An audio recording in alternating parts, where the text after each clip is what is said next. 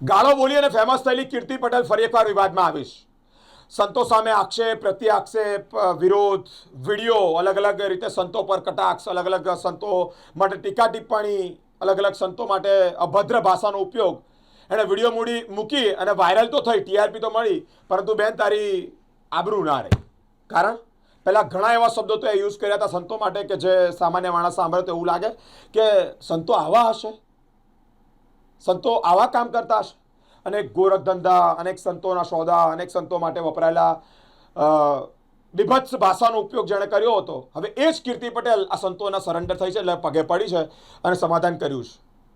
તને વાંધા વચકા હોય ના નહીં, એ જરૂરી છે, સ્વતંત્ર છે, તું તારી વાણીનો ઉચ્ચારણ કરે એ બી સ્વતંત્ર છે, વાણી હક છે તને.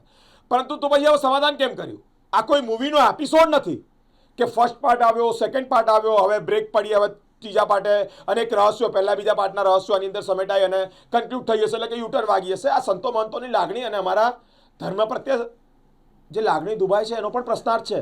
આની અંદર તારો એકલાનો રોટલો નથી શેકવાનો. તો ટીઆરપી માટે ઘણું બધું બોલી દીધું. સંતોના પણ ખબર નહીં કયા કાંડો આની પાસે સંતો હશે તો આને સમાધાન કરીને આને પગે લઈ પણ લીધી. અરે પણ શું કરવા જરૂર છે? જો કીર્તિ પટેલ સાચી હતી તો પછી માફી કેમ માંગીને ફરી સરેન્ડર કેમ થઈ? એટલે કે અહીંયા પાછા સંબંધો સારા કેમ કર્યા? જો સંતો આની ભાષા યોગ્ય નથી એવું માનતા હતા તો પછી આને સ્વીકારી કેમ? બધા સંતો આવા નથી હોતા. ગોરખ ધંધા ચાલે છે એવું પણ બોલી, અલગ અલગ રૂમોમાં કયા કાંડ થાય છે એવું પણ બોલી. તો આ બધા સંતો માટે લાગુ નથી પડતું. તમે જ્યારે કોઈનો વિરોધ કરો છો તમારી પાસે પ્રૂફ એવિડન્સ છે અને પછી તમે સમાધાન કરો છો. આ કોઈ મૂવી નથી.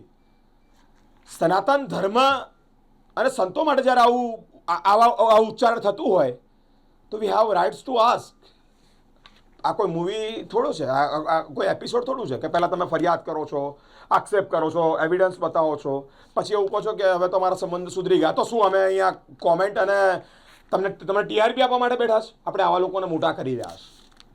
આપણે આવા લોકોને હાઈપ આપી રહ્યા છે કે જે સંતો માટે ગમે તેમ બોલે છે અને પછી ખબર નહીં શું સંતોને પણ આનો ડર હશે કે આ બેનને પોતાના ચરણોમાં અપનાવી લીધી, આશીર્વાદ પણ આપી દીધા. આવા સંતોના લીધે સનાતન ધર્મના બીજા બધા સંતો કે જે સાચા અર્થમાં ધર્મની રક્ષાને અર્થે આગળ આવ્યા છે તે લોકો પણ બદનામ થઈ રહ્યા છે. આને હાઈપ આપવી છે કે આને હાઈપ આપવી છે નક્કી આપણે કરવું છે. એક કીર્તિ પટેલ નથી, આવી ઘણી કીર્તિ પટેલ છે કે જે સંતોને બદનામ કરવાના કાવતરા રચી રહી છે. પરંતુ બધા સંતો આવા નથી.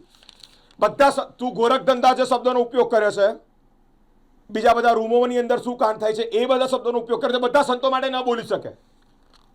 જો કોની પાસે કયા પ્રૂફ છે અને કયા આધારે આ લોકોનું સુલે થયું એટલે કે સમાધાન થયું આપવાને નથી ખબર.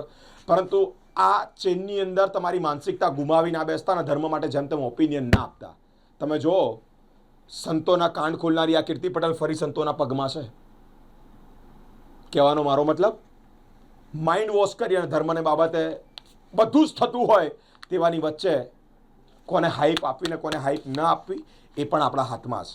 કીર્તિ પટેલ ફરી એ જ સંતોને સરેન્ડર થઈ ગઈ, એ જ સંતોના પગમાં જોવા મળી છે કે જે સંતો માટે એક સમય ખૂબ ખરાબ વિડીયો બનાવતી, સંતોના ભાંડા ફોડવાના, સંતોના કૌભાંડ ફોડવાના, સંતો માટે જેમ તેમ બીભત્સ ભાષાનો ઉપયોગ કરનાર કીર્તિ પટેલ અને આ મહાત્માઓ વચ્ચે તેનું સમાધાન એક મોટો પ્રશ્નાર્થ સંતો મહંતોની દુનિયા માટે ઊભો થઈ રહ્યો છે.